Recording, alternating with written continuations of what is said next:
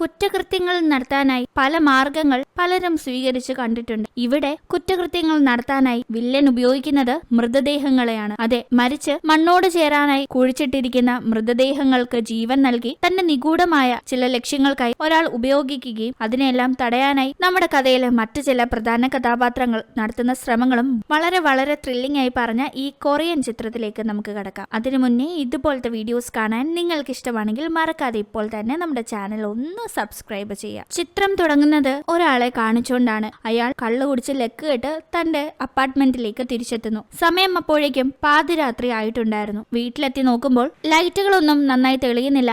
ടിവിയിലാണെങ്കിൽ സിഗ്നലും ഇല്ല. കൂടാതെ ഇവിടെ മറ്റാരുടെയോ സാന്നിധ്യം തിരിച്ചറിയുന്ന അയാൾ കള്ളനായിരിക്കും അതെന്ന് കരുതി ഒരു ഗോൾഫ് ബാറ്റ് ഒക്കെ കയ്യിലെടുത്ത് ആക്രമിക്കാൻ തയ്യാറായി നിൽക്കുന്നു. പക്ഷെ അയാൾ പ്രതീക്ഷിച്ചതിലും ഭയാനകമായിരുന്നു അവിടെ അയാളെ കാത്തിരുന്നത്. ഹൂഡി ധരിച്ച അജ്ഞാത ഒരു രൂപം അയാളെ ആക്രമിക്കുന്നു. അയാൾ തിരിച്ചടിക്കുന്നുണ്ടെങ്കിലും അത് ആ രൂപത്തെ ഏശുന്ന പോലുമില്ല. ആ രൂപം അയാളുടെ ശരീരത്തിൽ എന്തോ ഒരു വിഷം പുരട്ടുന്നു. കൂടാതെ അയാളെ കടിക്കുകയും ചെയ്യുന്നു. ഈ സമയം അയാളുടെ ശരീരം ഭസ്മം പോലെ പൊടിയാൻ തുടങ്ങുന്നു. അങ്ങനെ അയാളുടെ കഥ അവിടെ കഴിയുന്നതോടുകൂടി അടുത്ത ദിവസം ഇത് പോലീസ് കേസാകുന്നു. അങ്ങനെ പോലീസിന് എന്തോ ഒരു വിഷം ഇപ്പോൾ കൊല്ലപ്പെട്ട ആളുടെ ശരീരത്തിൽ ഉണ്ടെന്നത് മനസ്സിലാകുന്നു. കൂടാതെ അയാളെ ആക്രമിച്ച ആളിന്റെ ബോഡിയും പോലീസിന് അതേ സ്ഥലത്ത് നിന്ന് കിട്ടിയിട്ടുണ്ടായിരുന്നു. ആ ബോഡി പരിശോധിക്കുന്ന പോലീസിന് ഇയാൾ 3 മാസങ്ങൾക്ക് മുന്നേ കൊല്ലപ്പെട്ടതാണെന്ന് മനസ്സിലാവുന്നു. പക്ഷെ 3 മാസങ്ങൾക്ക് മുന്നേ കൊല്ലപ്പെട്ട ആൾക്ക് എങ്ങനെ ഇപ്പോൾ ഇയാളെ ആക്രമിച്ച് കൊല്ലാനാകുമെന്നത് വലിയൊരു ചോദ്യചിഹ്നമായി തന്നെ അവശേഷിക്കുകയാണ്. ഈ ഒരു പോലീസ് ഡിപ്പാർട്ട്മെന്റിലാണ് നമ്മുടെ കഥാനായകനായ ജങ് ജോലി ചെയ്യുന്നത്.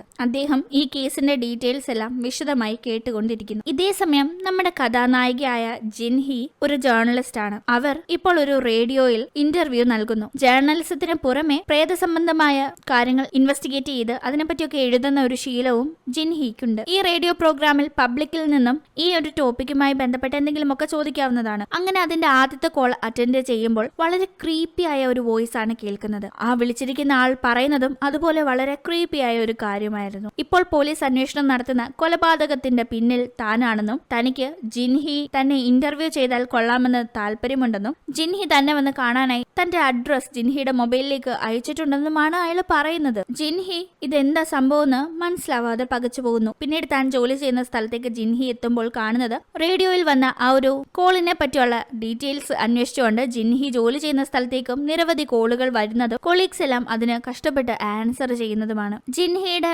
കൊളീഗായ കിം എന്ന ആൾ ഈ നടന്ന കൊലപാതകത്തെ പറ്റിയുള്ള ന്യൂസ് കവർ ചെയ്യാനും അതിന്റെ ഡീറ്റെയിൽസ് അന്വേഷിച്ച് നടക്കുന്നതും ഒരാളാണ്. ഈ ഒരു കേസ് സംബന്ധിച്ച ഫോൺ കോൾ തന്നെയാണ് ജിൻഹിക്ക് വന്നത്. അതുകൊണ്ട് കിം ജിൻഹിയുമായി സംസാരിക്കുന്നു. മരിച്ച ആൾ ഒരു ഫാർമസ്യൂട്ടിക്കൽ സ്ഥാപനത്തിലെ റിസർച്ചറാണ്. അയാളെ കൊന്ന ആൾ 3 മാസം മുന്നേ മരിച്ച ആളാണെന്ന ഡീറ്റെയിലും കൂടാതെ ആ മൃതദേഹത്തിൽ ഉണ്ടായിരുന്ന ഒരു PM001 എന്ന നമ്പറും മാത്രമേ കൊന്ന ആളിനെ പറ്റി അറിയുള്ളൂ എന്ന് പറയാണ്. കൂടാതെ ഈ കേസ് സംബന്ധമായി ജിൻ കളക്ട് ചെയ്തു വെച്ചിരിക്കുന്ന ഫോട്ടോസ് കാണുന്ന ജിൻഹി അതിൽ കൊലയാളിയുടെ കയ്യിൽ ഉണ്ടായിരുന്ന ഒരു പ്രത്യേക ടാറ്റു ശ്രദ്ധിക്കുന്നു. ഈ ടാറ്റു കൂടോത്രങ്ങളും മന്ത്രവാദവും ഒക്കെയായി ബന്ധപ്പെട്ടതാണെന്ന് ജിൻഹിക്ക് നന്നായി അറിയാം. കാരണം അവർ ഈ ഒരു ടൈപ്പ് കാര്യങ്ങളൊക്കെ റിലേറ്റ് ചെയ്ത് റിപ്പോർട്ടുകൾ തയ്യാറാക്കുന്ന ജോലിയാണല്ലോ ചെയ്യുന്നത്. ആ സമയത്താണ് പോലീസ് ഉദ്യോഗസ്ഥനായ ജങ് ജിൻഹിയെ കാണാനായി വന്നിരിക്കുന്നത്. ജങ് ഈ കേസുമായി ബന്ധപ്പെട്ട ഫോൺ കോൾ ജിൻഹിക്ക് വന്നതിനെ പറ്റി ചോദിച്ചറിയാനായി ശ്രമിക്കുന്നു. ജങ് പോലീസുകാരൻ മാത്രമല്ല ജിൻഹിയുടെ ഹസ്ബൻഡ് കൂടിയാണ്. ജങ് ഇപ്പോൾ എത്തിയിരിക്കുന്നത് ആ ഒരു കൊലപാതകി എന്ന് അവകാശപ്പെടുന്ന ആൾ അയച്ചു കൊടുത്ത അഡ്രസ്സിലേക്ക് ചെന്ന് അയാളുടെ ഇന്റർവ്യൂ എടുക്കുന്നത് അപകടമാണ് എന്ന മുന്നറിയിപ്പ് ജിൻഹിക്ക് നൽകാനായിട്ടാണ്. പക്ഷെ ജിൻഹി പറയുന്നത് ഇത് നമ്മുടെ മുന്നിലുള്ള ഒരു ചാൻസ് ആണ് അയാളെ പിടിക്കാൻ, അതുകൊണ്ട് അത് മിസ്സാക്കണ്ടല്ലോ എന്ന് അവർ പറയുമ്പോൾ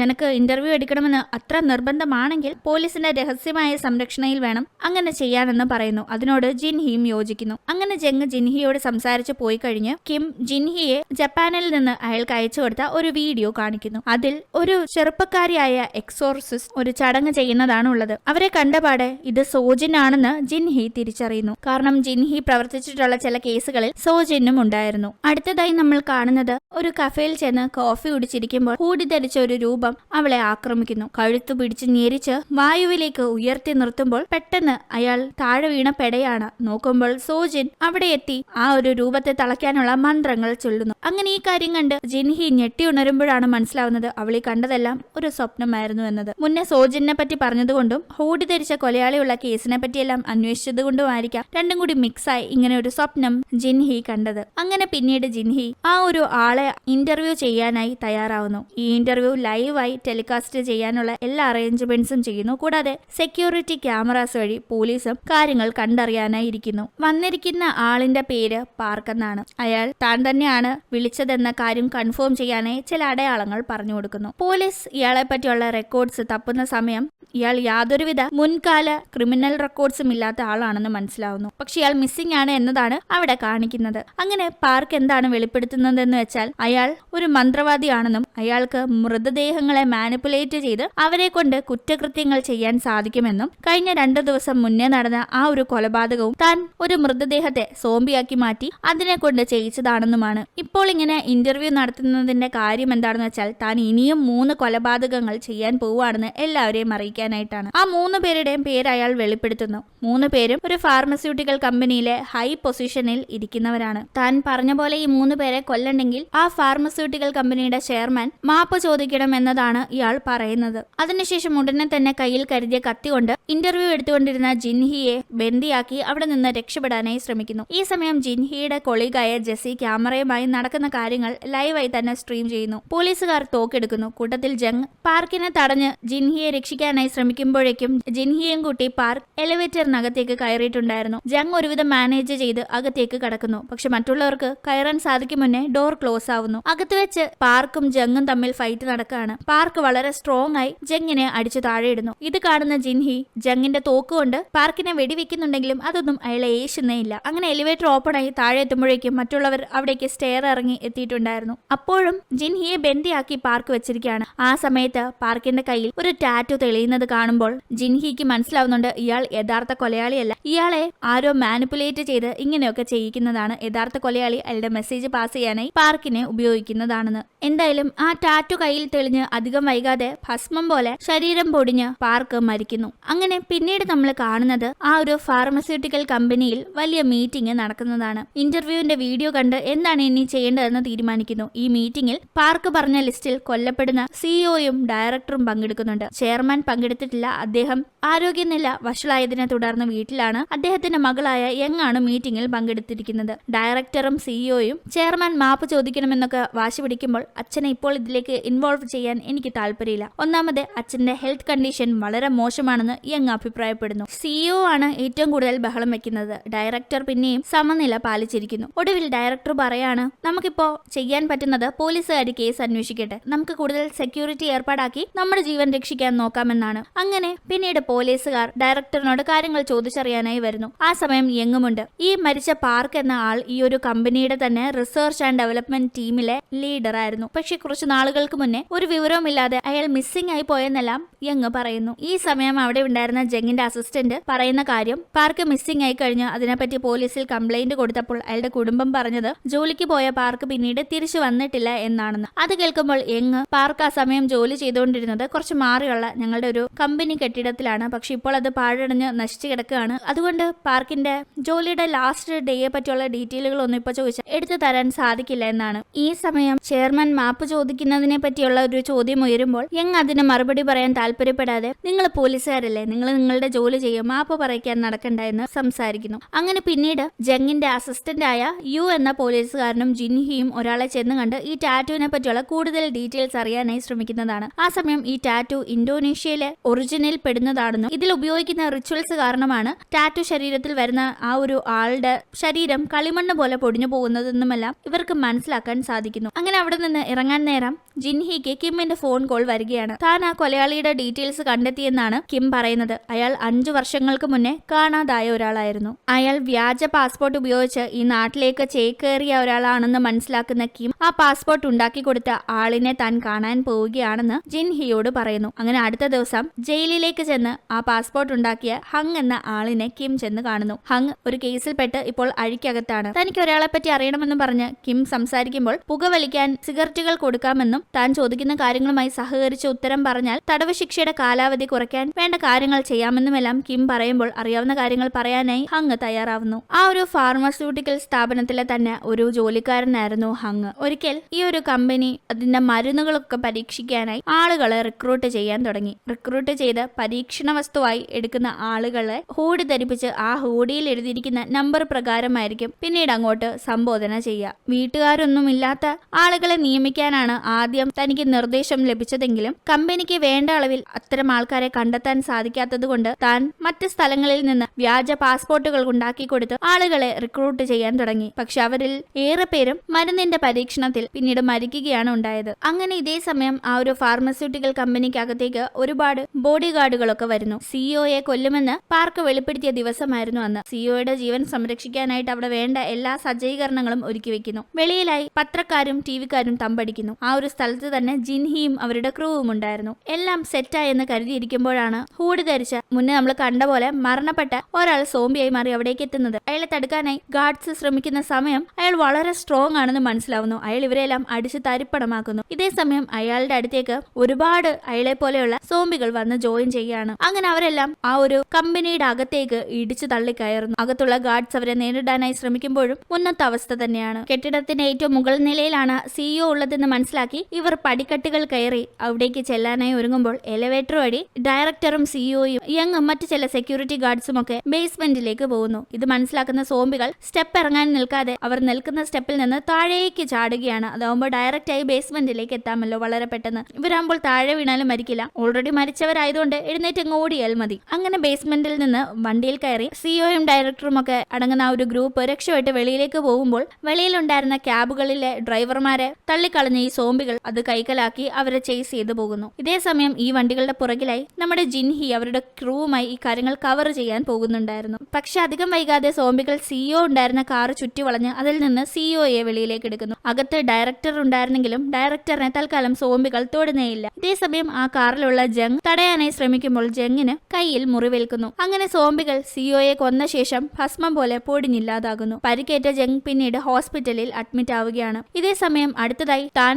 ഇപ്പോൾ സിഇഒ കൊല്ലപ്പെട്ട പോലെ തന്നെ കൊടൂരമായി കൊല്ലപ്പെടുമെന്ന് മനസ്സിലാക്കുന്ന ഡയറക്ടർ വേഗം തന്നെ ചെയർമാനെ ചെന്ന് കണ്ട് പരസ്യമായി ക്ഷമാപണം നടത്താനായി ആവശ്യപ്പെടുകയാണ്. ആ സമയം ചെയർമാൻ ഞാനതിന് തെറ്റൊന്നും ചെയ്തിട്ടില്ലല്ലോ, ക്ഷമ ചോദിക്കാനായി എക്സ്പെരിമെന്റ് നടത്തിയത് ഭാവിക്ക് വേണ്ടിയാണ്. കൂടാതെ ക്ഷമ ചോദിക്കണമെങ്കിൽ തന്നെ എനിക്കത് എടുത്തുചാടി ചെയ്യാൻ സാധിക്കില്ല. എന്റെ മകളോട് ചോദിച്ച് അവളുടെ അഭിപ്രായം നേടിയേ ഞാൻ ചെയ്യൂ. കാരണം എന്റെ കാലശേഷം ആ കമ്പനി നോക്കി നടത്തേണ്ടത് എന്റെ മകളല്ലേ എന്നാണ് ചെയർമാൻ പറയുന്നത്. പോകും വഴി യങ്ങിനെ കണ്ട് ഡയറക്ടർ തന്റെ ആവശ്യം പറയുന്നുണ്ടെങ്കിലും യങ് മാപ്പ് ചോദിക്കാൻ തയ്യാറല്ല. ഈ സമയം ഡയറക്ടർ കമ്പനി കൂടുതൽ കാശുണ്ടാക്കണമെന്ന നിന്റെ അത്യാഗ്രഹമാണ് അതുപോലത്തെ എക്സ്പെരിമെന്റിന് വഴിയൊരുക്കിയത്. ചുരുക്കി പറഞ്ഞാൽ നീയാണ് എല്ലാത്തിനും കാരണമെന്നല്ല യങ്ങിനെ കുറ്റപ്പെടുത്തുന്നുണ്ടെങ്കിലും യങ് ഡയറക്ടറിനെ ഇറങ്ങിപ്പോവാനായി ആവശ്യപ്പെടുന്നു. അങ്ങനെ പിന്നീട് ജങ്ങിന്റെ കയ്യിൽ പറ്റിയ മുറിവെന്തെങ്കിലും ഇൻഫെക്ഷൻ ആയിരിക്കുമോ എന്ന് പേടിക്കുന്ന ജിൻഹി അതിനെപ്പറ്റി ഇത്തരം മന്ത്രവാദങ്ങളെ പറ്റിയും കൂടോത്രങ്ങളെ പറ്റിയും ഒക്കെ റിസർച്ച് ചെയ്യുന്ന ഒരു സുഹൃത്തിനോട് അന്വേഷിക്കുമ്പോൾ എന്തായാലും അത് ഇൻഫെക്ഷൻ ഒന്നുമല്ല, അത് ഈ മന്ത്രവാദവുമായി ബന്ധപ്പെട്ട ശാപമാണ്. അത് ഇല്ലാതാകണമെങ്കിൽ ഈ മന്ത്രവാദങ്ങൾക്ക് പിന്നിലുള്ള ആ വ്യക്തിയെ കണ്ടെത്തി തടയണമെന്ന് ആ സുഹൃത്ത് നിർദ്ദേശിക്കുന്നു. ഇതേ സമയം കിം വീണ്ടും ഹങ്ങിനെ ചെന്ന് കണ്ട് കാര്യങ്ങൾ അന്വേഷിക്കുകയാണ്. ആ സമയം എക്സ്പെരിമെന്റിന്റെ ഭാഗമായി കൊണ്ടുവന്ന ആളുകളിൽ ഏറെ പേരും മരിച്ചു കഴിഞ്ഞ് ഒരിക്കൽ ഒരു ഇന്തോനേഷ്യക്കാരൻ തന്നെ കാണാനായി എത്തിയെന്നാണ് ഹങ് പറയുന്നത്. അയാൾ തന്നോട് ആവശ്യപ്പെട്ടത് തന്റെ ഫാമിലി ഈ ഒരു കമ്പനിയിൽ വർക്ക് ചെയ്യുകയാണെന്നും തനിക്ക് അതുമായി ബന്ധപ്പെട്ട ചില കാര്യങ്ങൾക്ക് വേണ്ടി പാർക്കിനെ കാണണമെന്നുമായിരുന്നു. ഇതേ സമയം ഡയറക്ടർ പോലീസുകാരെ കാണാനായി എത്തുന്നു. ചെയർമാൻ മാപ്പ് ചോദിക്കുക എന്നത് നടക്കുന്ന കാര്യമാണെന്ന് തോന്നുന്നില്ല. അതുകൊണ്ട് എനിക്കെന്തെങ്കിലും സംഭവിക്കും മുന്നേ ചില കാര്യങ്ങൾ ഞാൻ വെളിപ്പെടുത്താൻ പോവുകയാണെന്നാണ് ഡയറക്ടർ പറയുന്നത്. അത് മറ്റൊന്നുമല്ല, ഒരു അമേരിക്കൻ കമ്പനിയുമായി ടൈപ്പായാണ് ഈ ഫാർമസ്യൂട്ടിക്കൽ കമ്പനി ഈ എക്സ്പെരിമെന്റ് നടത്താനായി ഒരുങ്ങിയത്. യുദ്ധത്തിലൊക്കെ മനുഷ്യരെ ശത്രുക്കൾക്കെതിരെ ആയുധമായി ഉപയോഗിക്കാൻ സാധിക്കുന്ന ഒരു വിഷം കണ്ടെത്തുക എന്നതായിരുന്നു എക്സ്പെരിമെന്റിന്റെ ലക്ഷ്യം. അതിനായി റിക്രൂട്ട് ചെയ്തത് കാശില്ലാത്ത ആരുമില്ലാത്ത ആളുകളെയായിരുന്നു. അവരിൽ എല്ലാവരും തന്നെ മരിച്ചു എന്ന് പറയാം. ഇതാണ് അന്നവിടെ നടന്നത് എന്ന് പറഞ്ഞ ആ ഒരു എക്സ്പെരിമെന്റിന് വേണ്ടി റിക്രൂട്ട് ചെയ്ത ആളുകളുടെ പേരടങ്ങുന്ന ഒരു ഡോക്യുമെന്റ് ഡയറക്ടർ ഇവർക്ക് ഹാൻഡ് ഓവർ ചെയ്യുന്നുണ്ടെങ്കിലും ഇതിൽ എഴുതിയിരിക്കുന്ന ഡീറ്റെയിൽസ് ഒക്കെ ചിലപ്പോൾ വ്യാജമായിരിക്കാം എന്നതാണ് പോലീസ് കരുതുന്നത്. എന്തായാലും ഇതിലെ ഡീറ്റെയിൽസും പോലീസിന്റെ ഒഫീഷ്യൽ റെക്കോർഡിൽ മിസ്സിംഗ് ആണ് എന്ന് ഫയൽ ചെയ്തിരിക്കുന്ന കേസും വെച്ച് കമ്പയർ ചെയ്ത് എന്തെങ്കിലും ഒരു തുമ്പ് കണ്ടെത്താമെന്ന് അവർ പ്രതീക്ഷിക്കുന്നു. ഇതേ സമയം ജിൻഹി ജങ്ങിന്റെ അസിസ്റ്റന്റായ യൂനെയും കൂട്ടി മുന്നേ എങ്ങും മെൻഷൻ ചെയ്ത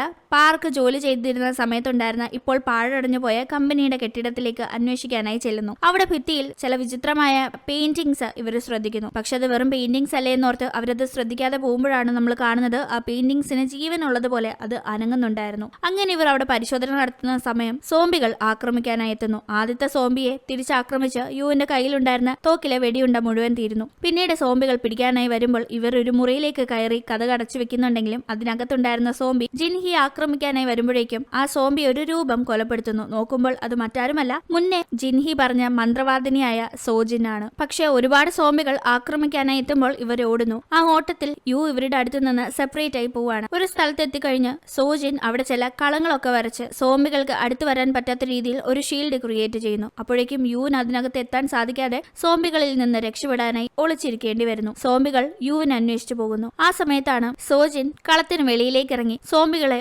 ഒന്നൊന്നായി നേരിടുന്നത്. അവൾ ഒരുവിധം ആക്രമിക്കാനായി എത്തിയ അവിടെ ഉണ്ടായിരുന്ന സോംബികളുടെ എല്ലാം കഥ കഴിക്കുന്നു. അപ്പോഴേക്കും നേരം വെളുത്തിട്ടുണ്ടായിരുന്നു. അടുത്ത ദിവസം ഇവർ 3 പേരും സേഫായി വെളിയിൽ ഇറങ്ങി നിന്ന് സംസാരിക്കുന്നു. സോജിൻ ജിൻഹിയോട് കഴിഞ്ഞ കുറെ നാളുകളായി താൻ നാട്ടിലില്ലാത്തതിന് കാരണം താൻ ഒരു നീണ്ട യാത്രയിലായിരുന്നെന്നും ആ യാത്രയിൽ താൻ ഒരു പ്രീസ്റ്റിനെ കണ്ടു എന്നുമെല്ലാം പറഞ്ഞുകൊണ്ട് നിൽക്കുമ്പോഴാണ് യു ഒരു വാർത്തയുമായി എത്തുന്നത്. എന്തായാലും താൻ കൊല്ലപ്പെടുമെന്ന് മനസ്സിലാക്കിയ ഡയറക്ടർ സ്വന്തം ജീവൻ അവസാനിപ്പിച്ചു. അങ്ങനെ പിന്നീട് ഈ നടന്ന സംഭവങ്ങൾ മൂലം ചെയർമാൻ മാപ്പ് ചോദിക്കാനായി തയ്യാറാവുന്നു. ഫാർമസ്യൂട്ടിക്കൽ കമ്പനിയിൽ തന്നെയാണ് മാപ്പ് ചോദിക്കുന്നതും അതിന്റെ ലൈവ് സ്ട്രീമിംഗും എല്ലാം അറേഞ്ച് ചെയ്തിരിക്കുന്നത്. അങ്ങനെ ചെയർമാൻ കമ്പനി ചെയ്തു കൂട്ടിയ തെറ്റുകൾക്കെല്ലാം എല്ലാവരോടുമായി ക്ഷമ ചോദിക്കുന്നു. ഇനി ഫ്യൂച്ചറിൽ മികച്ച പ്രകടനം കാഴ്ചവെക്കാമെന്നൊക്കെ പറയുന്നു. ഇത് കേൾക്കുന്ന ജിൻഹി പറയുന്നത് ഇതിന് പിന്നിലുള്ള ആൾക്ക് വേണ്ടത് നിങ്ങൾ എല്ലാവരോടുമായി മാപ്പ് ചോദിക്കുന്നതല്ല, പകരം ആ ഒരു എക്സ്പെരിമെന്റിന്റെ ഭാഗമായി മരണപ്പെടേണ്ടി വന്ന ഓരോരുത്തർക്കും വേണ്ടിയുള്ള മാപ്പാണെന്ന് പറയുന്നു. കാരണം പാർക്ക് ആ ഒരു രീതിയിലായിരുന്നു അന്ന് മെൻഷൻ ചെയ്തിട്ടുണ്ടായിരുന്നത്. അങ്ങനെ ചെയർമാൻ ഓരോരുത്തർക്കുമായി മാപ്പ് ചോദിക്കാനായി തുടങ്ങുമ്പോൾ